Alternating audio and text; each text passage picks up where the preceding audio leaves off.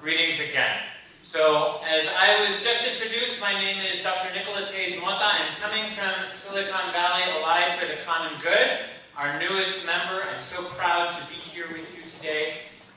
Before that, I was a member of the Greater Boston Interfaith Organization of Metro IAF in Boston, where I began organizing in 2013. I'm wearing their pin today because of how proud I am to have belonged to that organization, which formed me.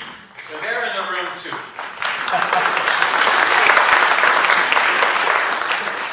I only began to build a relationship with Southwest IAF about a year and a half ago when I met some of the organizers here at a conference at the University of San Francisco that we organized on Catholic social teaching and the community organizing tradition.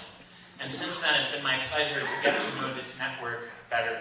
I have been studying the work of Southwest IAF for about 10 years, and in particular the legacy of COPS Metro. And so it's a particular honor to be here with all of you, with so many incredible leaders and incredible organizations in this room. So before I proceed, let's give everybody here and this proud legacy one more round of applause.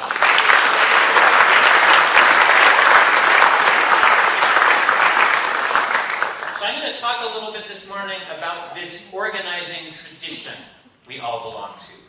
Where did it come from? And what does it mean to be a tradition? And in organizing fashion, I wanted to start with my own story of how I came to encounter this tradition we all share. And that story takes me back to February 2013, to a church basement in Roxbury, Massachusetts, a neighborhood of Boston. Specifically the basement of Roxbury Presbyterian Church, a historic black church in the city. That was where a leader from my parish at the time brought me to attend my first IAF Delegates Assembly held by the Greater Boston Interfaith Organization. And in that church basement, about 200 people full, I was immediately struck by a few things. I was struck first by the diversity of the leaders in the room. Gathered together were people who crossed all of the lines that usually divide us in Boston and elsewhere. Lines of race, lines of class, lines of religion, lines of political ideology, lines of neighborhood. Those things usually keep us apart. But gathered in that basement, everybody across all those lines, the city of Boston was represented.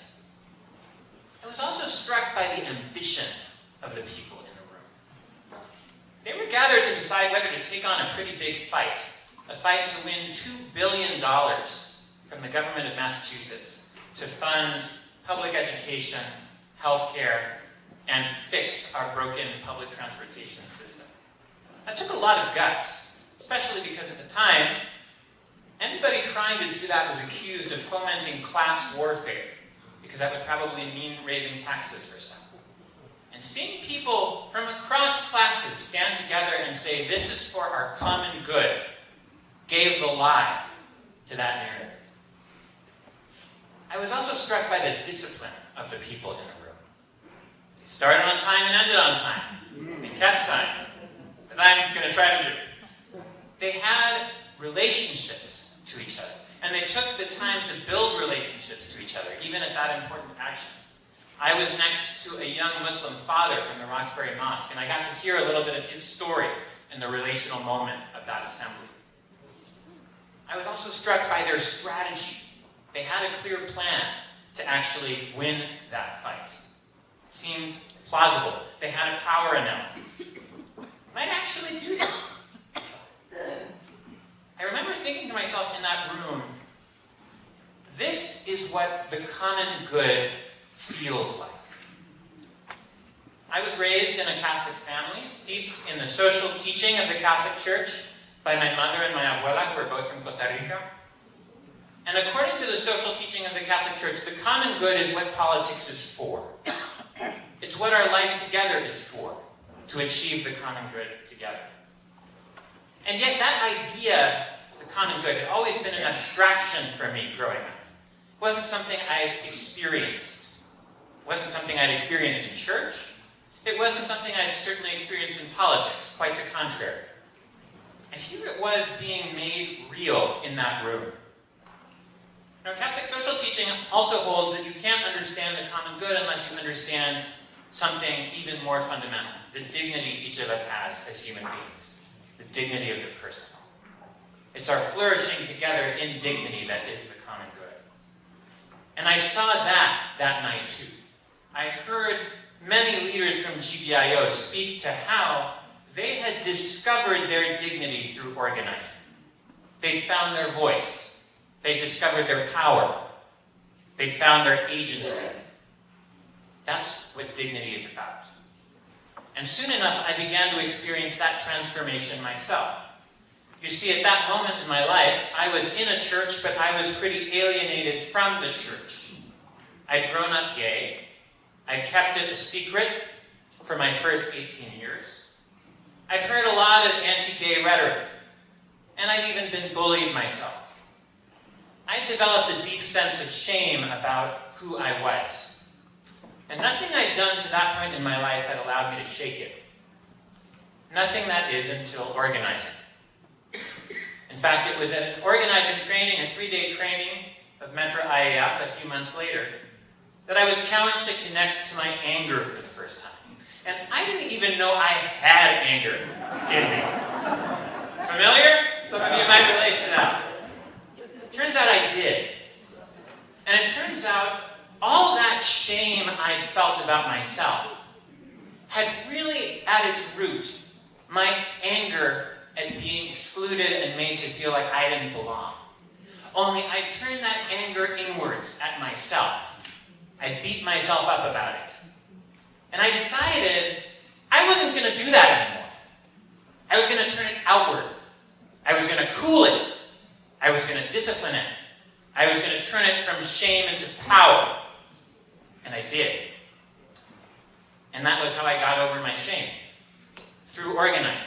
That was how I discovered my own dignity, which I didn't even know I didn't feel. And so, in sum, that year, 2013, organizing taught me the meaning of 2 core values from my own sacred religious tradition, from Catholicism, the common good and the dignity of the person. It was through organizing, too, somewhat later, that I was finally able to fully recommit to being a Catholic. That's why I'm a Catholic theologian today. Right?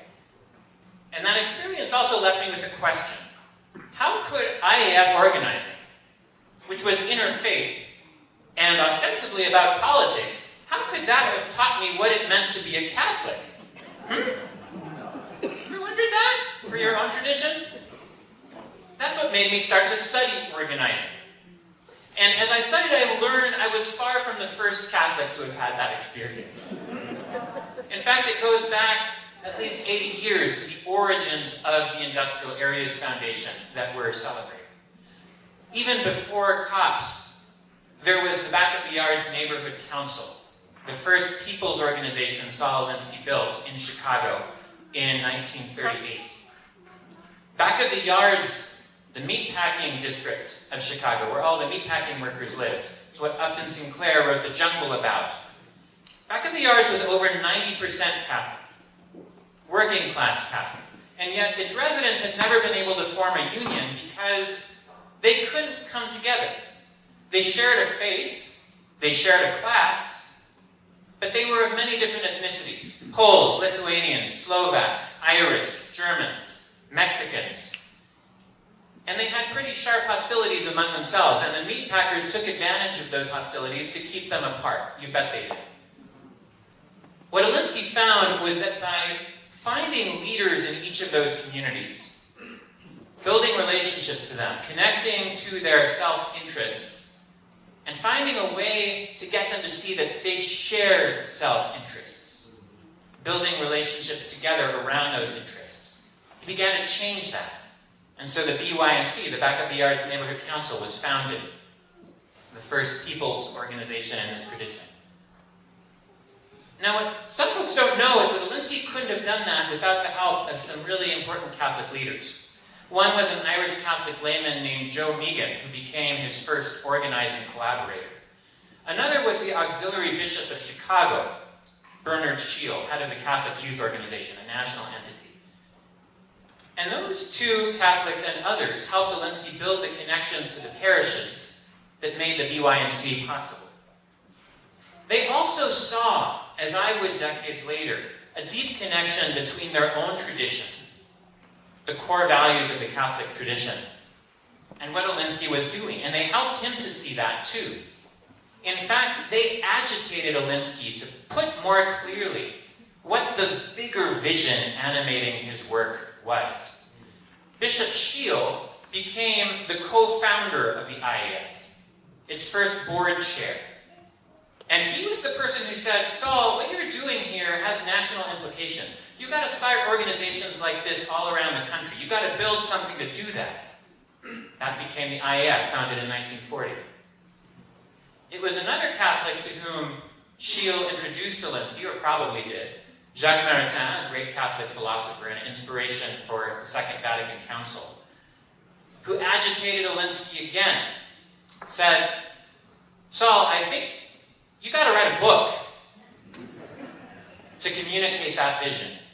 Alinsky credits Maritain as the person who prompted him to write Reveille for Radicals, which came out in 1946, which many of you are reading.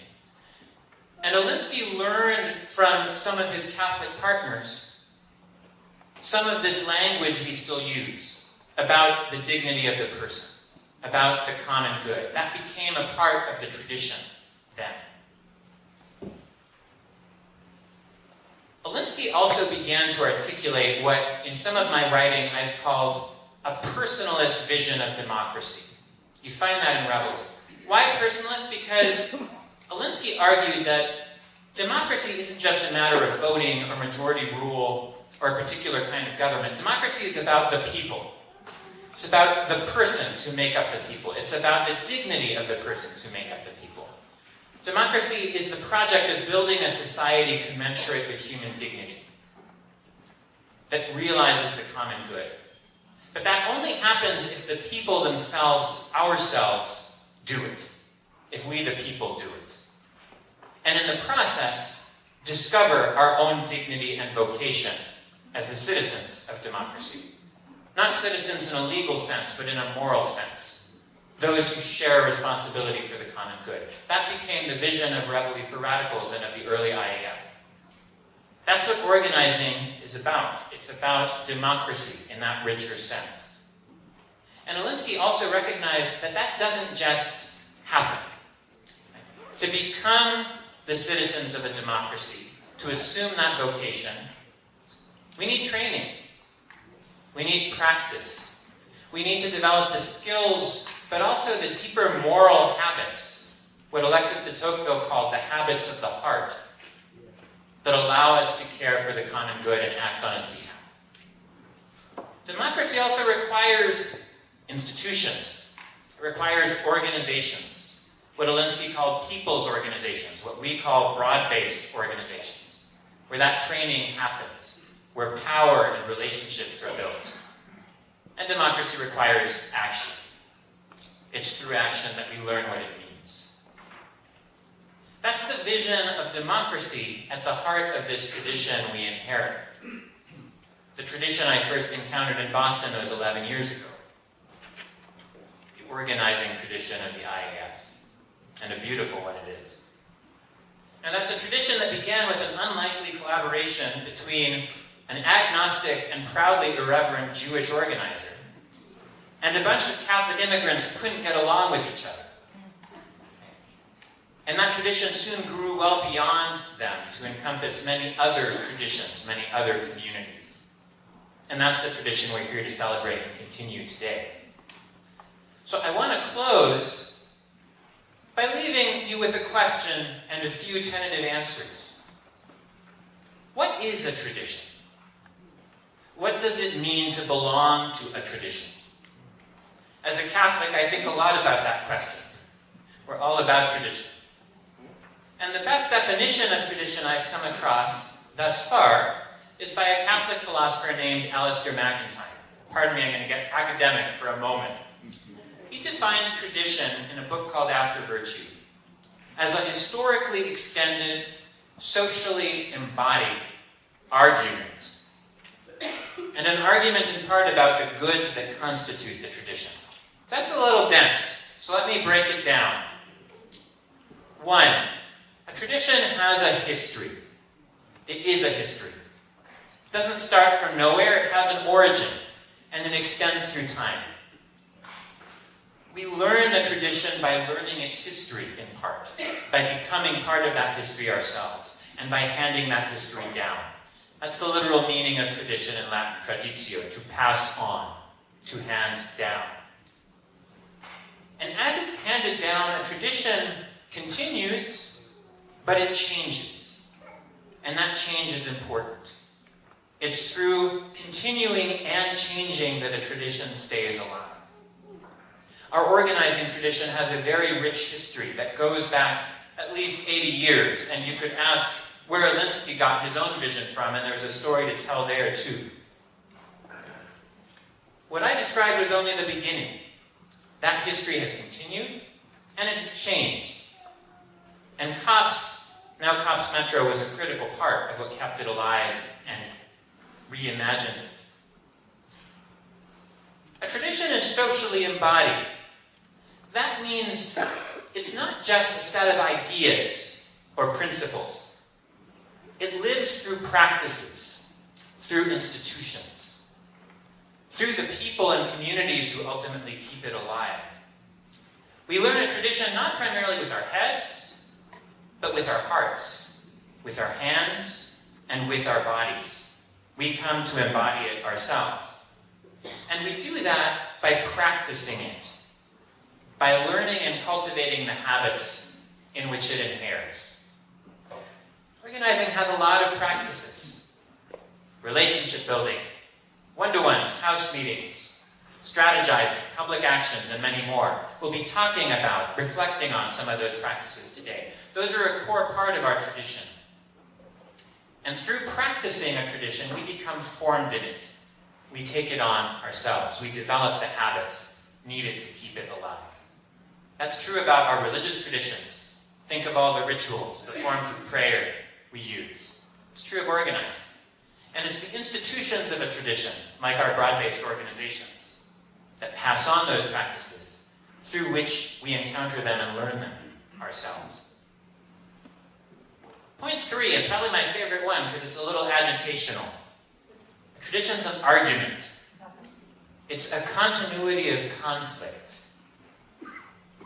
That runs against what we often learn about tradition in our culture. We're often told, a tradition is how we've always done things. A tradition is what we all think and always have. A tradition is what we all agree upon.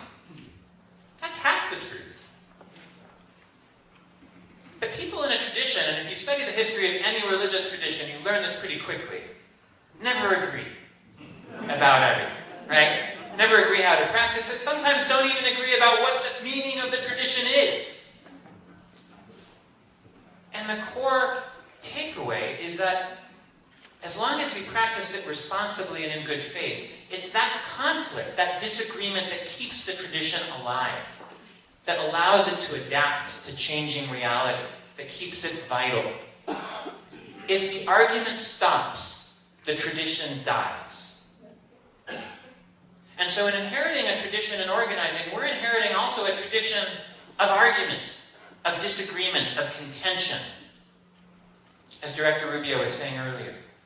And as we ask, how do we pass it on? We may disagree with each other, and that's not a bad thing. Alinsky disagreed with almost every student he ever had, and he also disagreed with himself over the course of his life. And those who inherited his work disagreed with him in some important ways, right? And that disagreement has kept the tradition vital. Now, why do we argue, and why do we care about arguing in a tradition? That's because a tradition is about things that really matter. Fourth point. It's about goods, things we desire, things we want, things we value. Our religious traditions are about things we value profoundly. Our relationship with God, our character as a person, as a community, our salvation. Organizing is about things we value too.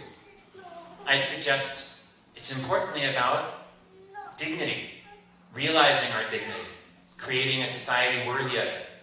And it's about the common good.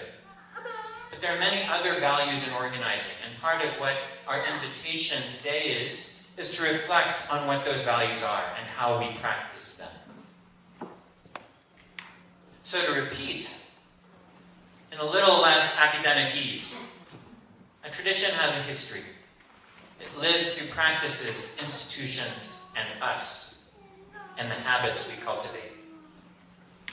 It's an argument. We disagree and we keep it alive by disagreeing. And it's about things that matter. I'd close by adding one fifth element that I've come to think is missing from this definition. A tradition has exemplars. It has people who exemplify it, who live it out in a particularly compelling way. They provide models about what the tradition means, what it means to live it well. And they give us models to imitate. Not to try and replicate exactly, but to creatively follow in our own lives and contexts. I come from a tradition, a religious tradition, which has saints. And that's what our saints are. They're exemplars. What does it mean to live a holy life? Through following their example, we try to do that ourselves. Now, organizing, I would say, also has exemplars. Some of them are individuals, and we'll be celebrating some of those individuals today. Some of them are sitting in this room. But organizing, I would say, also has exemplary organizations. Organizations that in the life of our tradition have taught us what it means to organize well, especially what it means to organize well at critical moments, when the tradition has gotten a little stale, when it needs to be reinvented, reimagined, to be carried forward. COPS Metro is one of those exemplary organizations. Modern IAF began there because the leaders and organizers of COPS Metro creatively reimagined the tradition they inherited. And here we are 50 years later. So our question is, what are we called to do now? What can we learn from our exemplars? What can we learn also from their example, from their courage? The courage it took to inherit this tradition, to creatively reimagine it, and to pass it on so it would live and thrive for 50 years. I hope we can do the same. Thank you so much.